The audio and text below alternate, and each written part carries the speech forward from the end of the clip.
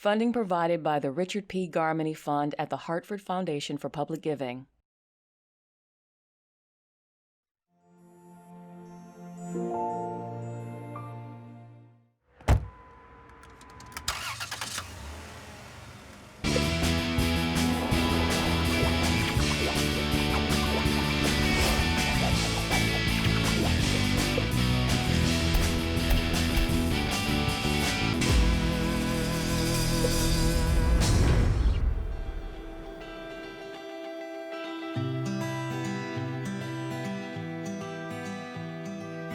Hi, I'm Ray Hartman. On this, our final Where Art Thou episode of the season, we are in southern Fairfield County.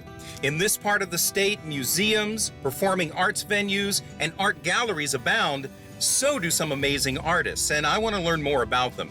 Now, to help us do that, I have our Where Art Thou Fairfield curator, Valerie Cooper, on the line. Valerie is the owner of Picture That. It's based in Stamford. It is a nationwide art consulting firm. Valerie, are you there? I am here. Good morning. Good morning. How are you? I'm well, thank you. Excited to be a part of this program today. Oh, me too. Tell me a little bit more about Picture That. Okay, well, Picture That is a fine art consulting firm. It was my passion that I followed. And one of the things that intrigued me most about the art world was the whole notion of learning about my culture, my history, through the canvas of artists. So 18 years long, I've been on this journey to not only at this point learn about my own culture, which is African American, but to help understand the cultures of others, which is why it's really exciting to be able to talk about the artists we're going to talk about today, and to promote awareness of culture, of inclusion, of difference, using art as a vehicle. That sounds really great, Valerie. Thank you. So where are you taking me first? So the first stop on this journey is to the fabulous studio of Iranian-born artist Afsaneh. What I really appreciate about Afsaneh is that she didn't really come of age in the art world until she was an adult. She was a mom, and she decided like 35 years sort of after the fact that she would go back and look at her history, her culture, politics, religion, sexism, and she's poured this all out now on some wonderful paintings that almost, in a way, appear to be a form of protest art. She's getting her point across. She is really playing with texture and color, and you'll just get such a wonderful appreciation for the boldness of some of the figures in the art when you visit her studios. Well, that sounds great. Hey, Valerie, thanks so much. We're going to head over there right now. I'll be in touch later in the show. All right, great. Enjoy. Thank you.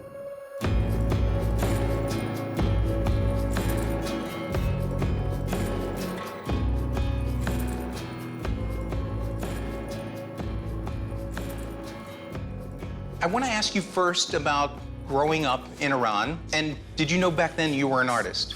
Actually, I was always exposed to art because my father was Minister of Art and Culture in Iran. So since I was 5 years old, I went to the opera house that his ministry built. I actually always thought that I wanted to go into stage design. But when everything changed and my life changed and the revolution happened, I went into fine arts, but with minoring in Russian and French language and literature. Yeah. And people may be surprised about the wealth of arts and culture pre-revolutionary Iran. Right. It has always been very strong, and people don't actually even realize that pre-Islamic Iran had very strong art and culture. Then post-Islamic, 7th century, actually the Persian artisans really spread the Islamic art throughout the world because they were so amazingly gifted. And nobody knows that actually Taj Mahal in India was all made by Persians. The architect was Persian, the builders were Persian. They've always expressed it. Either it was geometric art and later on with other forms of art pieces, figurative art, miniature art, poetry. So it's always been an extremely rich country in terms of all the arts forms. You were here in the States when the revolution began, is that right? Yes, I was here. Tell me about that. That must have been very hard for you. It has impacted my life in ways that I can't really express it. I mean, you always think that, okay, I'm in a good place now and I don't feel insecure anymore, but that kind of pain and insecurity doesn't really go away ever. Those years were really, really awful, actually. I was caught between two worlds because there was the pro-Khomeini Iranians that hated me, and then there were the Americans that hated me. So I had to go to the police station, get fingerprinted, mugshots every 6 months, report where my whereabouts at the time for security purposes.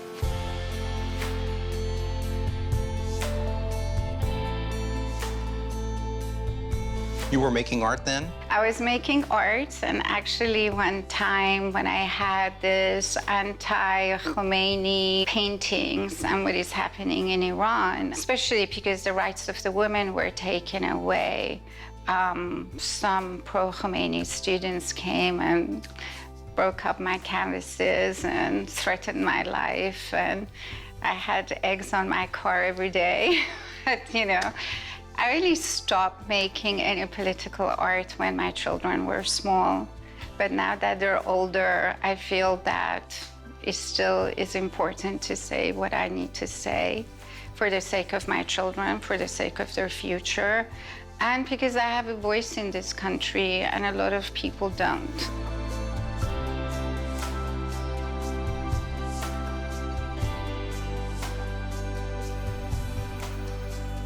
You were on the West Coast, you moved Right. to New York City. Was the intent to become an artist there? Yes, so I came to New York with $500 in my pocket and crashed at my friend's sofa, and then my cousin's sofa, and then until I found a sublet. And eventually I met my husband, so. You took a complete detour in your vocation, and you worked for the United Nations and did a few other things. Can you go over some of that? Yes, I did. At the time, I could speak 6 languages. And it was good to have a job at United Nations Development Program, to be specific.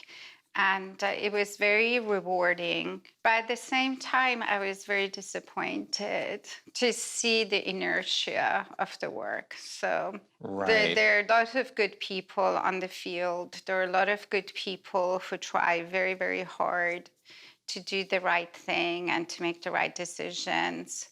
But politics gets in the way. So what can be done can't be done.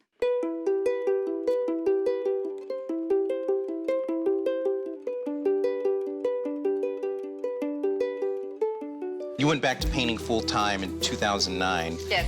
And I was just wondering what had changed for you since those days back on your cousin's sofa in New York City? My art changes all the time because, first of all, my children are my huge inspiration. Whatever their future holds, I feel as if it affects me completely. Everything that I do now is really something that I feel very strongly, an attachment to my children. I realized that the more I did it, not only my children appreciated it, but I also felt that I was missing something huge in my life, and I became a happier person. Yeah. Did the art change? Very much so. You know, you need to explore, just think out of the box. Don't be afraid to try something new. So, yeah, my art has changed a lot over the years.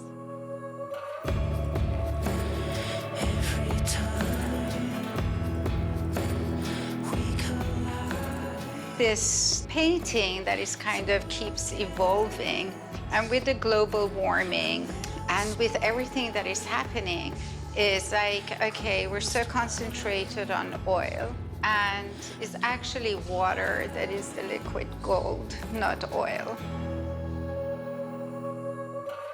Do you get any negative feedback from your work? No, it's incredibly positive and encouraging. In terms of my work, the decorative work, I usually donate those to my favorite charity that is run by one of my friends that helps war-affected children. And I think that I empower young women, so I feel as if I get a lot back from what I do.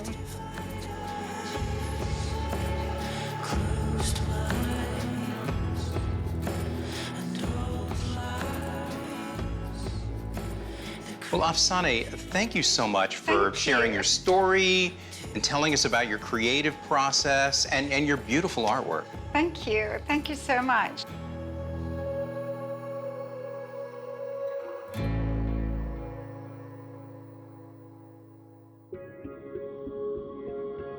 My name's Frederick Chu. I'm Janine Esposito, and we're from Beechwood Arts. This is our 10th year of running Beechwood. What we really wanted to do is we wanted to bring all the arts together, and we wanted to bring generations together, and we wanted it to feel like there was no distinction between the performers and the artists and the audience. Artists stay in our studio. Everyone's inside and outside in the sculpture field, then everyone gathers. We have community conversations. And so I think that's, people just come to be surprised and to be inspired. The salons are kind of the core of what we do. They're cross-genre. We have visual arts, music, film, performance art, even culinary arts, and any arts that somebody wants to bring. But all together All in one together event. in one event. They all focus on one theme, and so in some way, everything will speak to that theme from a different perspective. And we have always felt that technology can be used to bring people together, to create conversations, to actually create interaction between people. And so we're really focused on how to bring that aspect to everything that we do.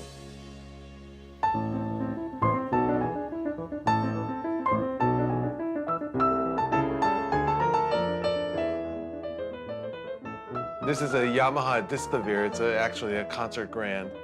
And it has a technology built in where I can record myself.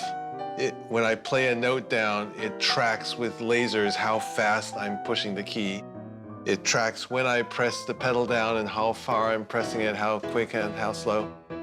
And then it will play back with solenoids. It will make the keys go down that fast, and it'll make the pedal go down that far. The timing is exact, and it will play back exactly what I recorded. And then I can go and edit that. I can play it on another piano. This can be transmitted in real time through the internet. This is connected to the Wi-Fi. We can play concerts sourced from here out to 100 pianos at the same time, which we've done here. So just any kind of connection you can imagine between pianos we can do from here.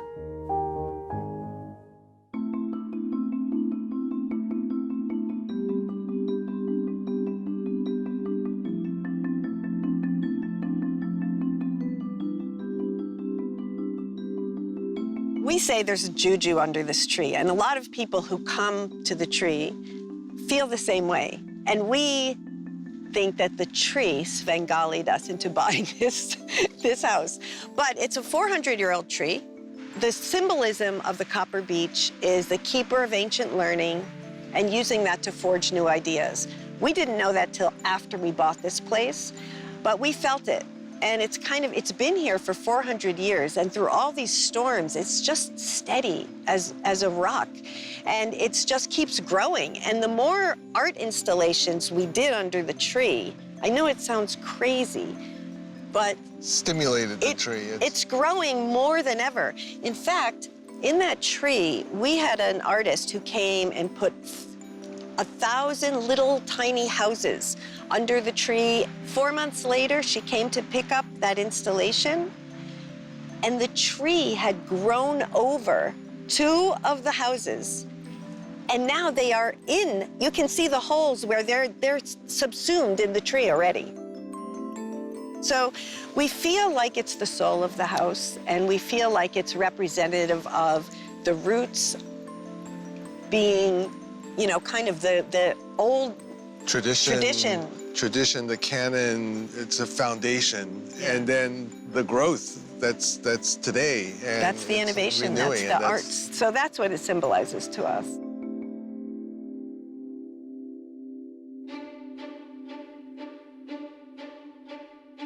I think the mission of Beechwood is to expand the way that the arts are created and experienced.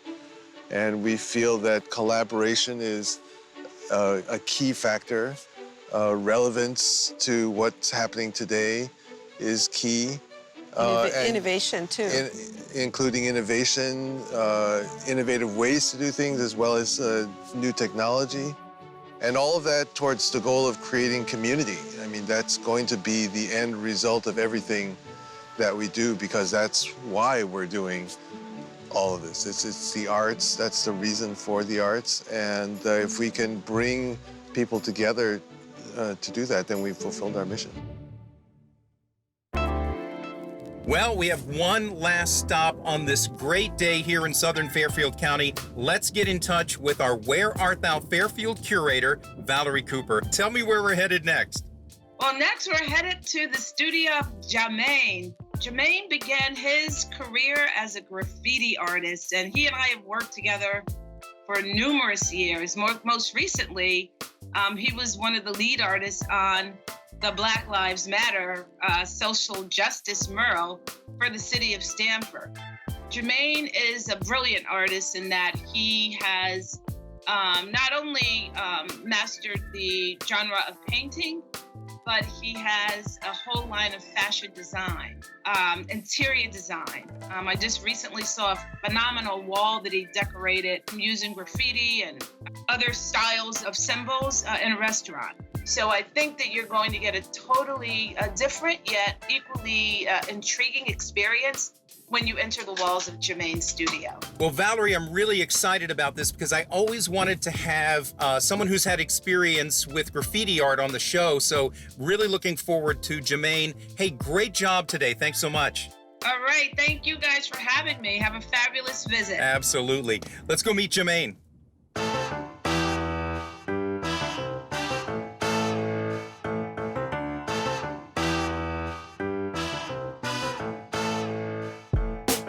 This is the Firing Circuits Artist Studios here in Norwalk. Now, like other artist collectives that we've profiled on this show, Firing Circuits is an old factory building. It was originally a lace factory back in about 1912, and by the 1960s, they were making electronic components here under the name Firing Circuits, and the name just stuck. In 2004, this became an artist colony, which includes the studio of the artist Jermaine. Let's go meet him.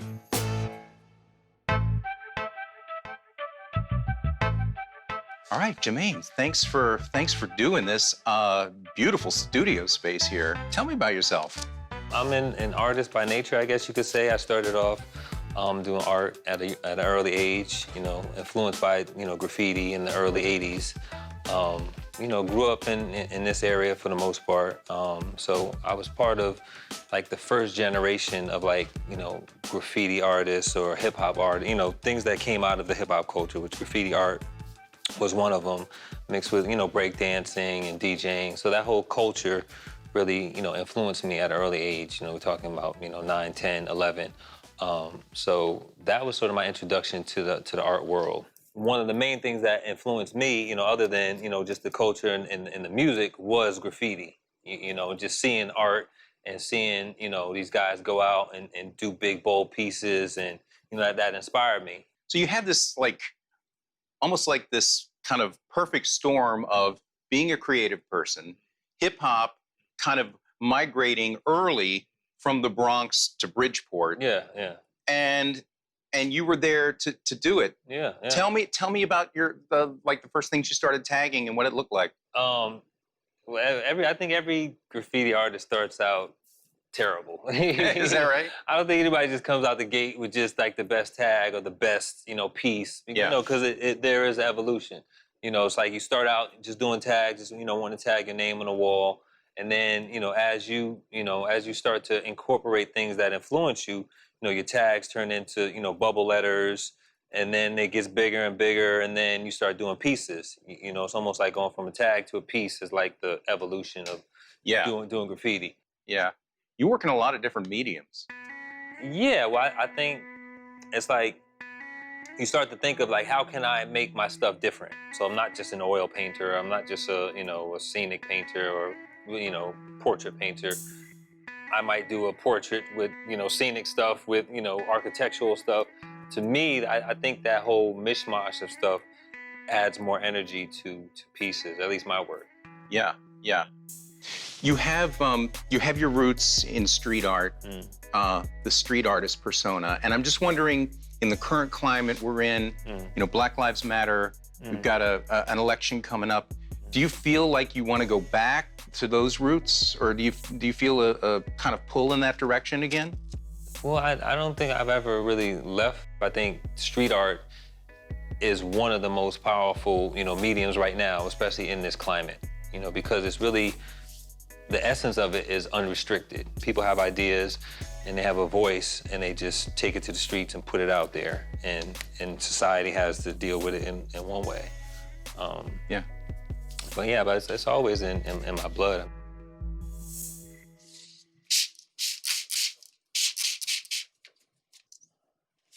You said that your art is for the people's art and mind. And I think that probably has to do with an artist of the people. Yeah. Tell me about that. I mean, I think once you decide to put stuff in the streets or just out in public, it's your art, but it's no longer just for you. I think, your art, once it's in the streets, still influences people, so you have to be open to just let it go and let, the people decide, how they feel and how they see it. Yeah, yeah. Like, say you're setting out to work on a piece, you put a canvas up. How much of that have you pre-planned, or how much of it do you just jump in and just kind of dive in and do your thing? I think it depends on the collection. Some stuff is a lot more methodical, so where I'll sketch it out and I'll have it pretty much a blueprint worked out before I even think about a canvas or before I even think about what it's gonna go on. But then some stuff I want to be more free-flowing. Some of my best, especially the abstract stuff that I get into now, it's like a good feeling to just step away from it and then go back to it and not even remember what you created. And it almost looks like you're looking at somebody else's work because you tapped into that free flow. What's going through your mind during those times? And I mean, are you feeling like you're still in control, or things are just kind of taking over for you? It's really, to me, like not having, like being mindless. It's almost like meditation, I mean, there's different forms of meditation to whereas you're focused on certain thoughts or letting things, sort of flow to a point where, I'm not thinking that dot should be there and that dot should be there. Right. It's like being formless and then creating the piece. And then, like I said, stepping away from it and then coming back to it. It's like, wow, I really feel that. It's like that raw energy.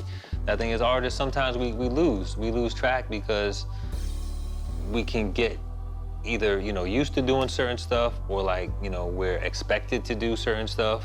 And it's like if you built a career on a particular type of painting, then people are going to expect that from you. So I think as artists, a lot of times just having that freedom to create other things, at least for me, it helps me, focus more on the stuff that I do create,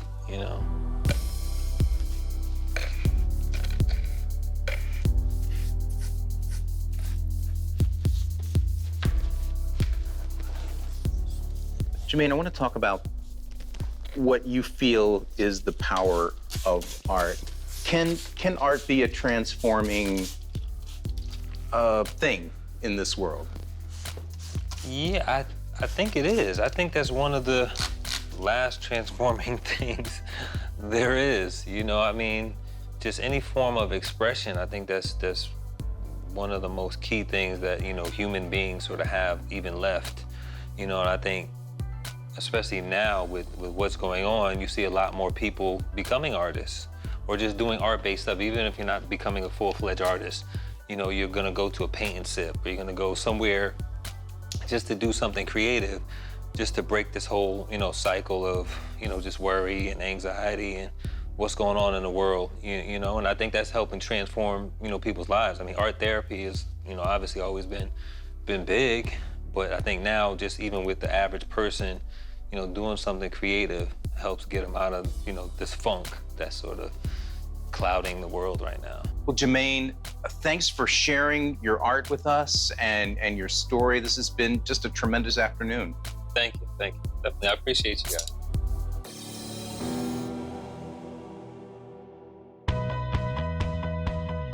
Well, just an incredible day here in southern Fairfield County. I hope you enjoyed it. This was the last episode of the season. Hopefully, Where Art Thou will be back soon with more fantastic artists and stories to tell you about.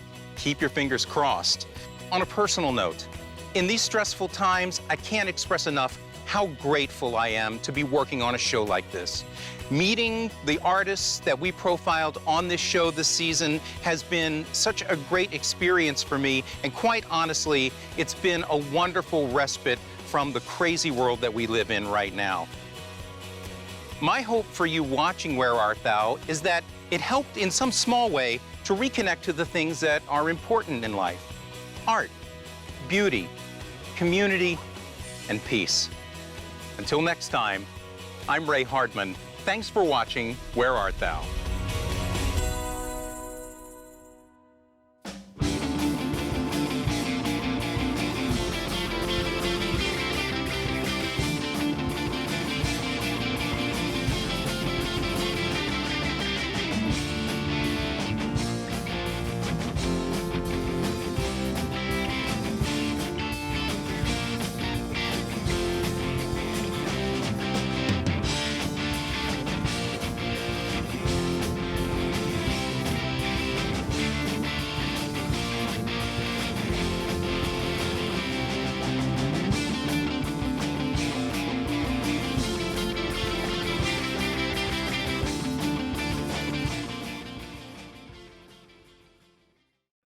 Funding provided by the Richard P. Garmany Fund at the Hartford Foundation for Public Giving.